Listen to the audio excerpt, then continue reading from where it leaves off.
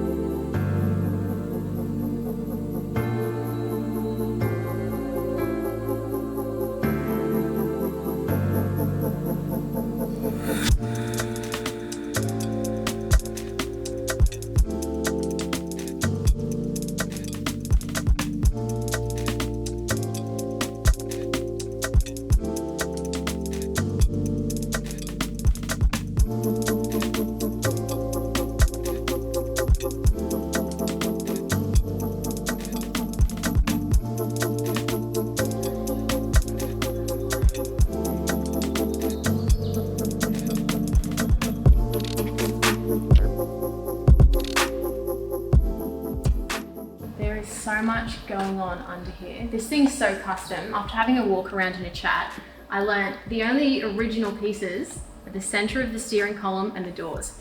Everything else has been customized. It's insane. All of the little bolts have all been ceramic coated. Like everywhere you look, ceramic coated.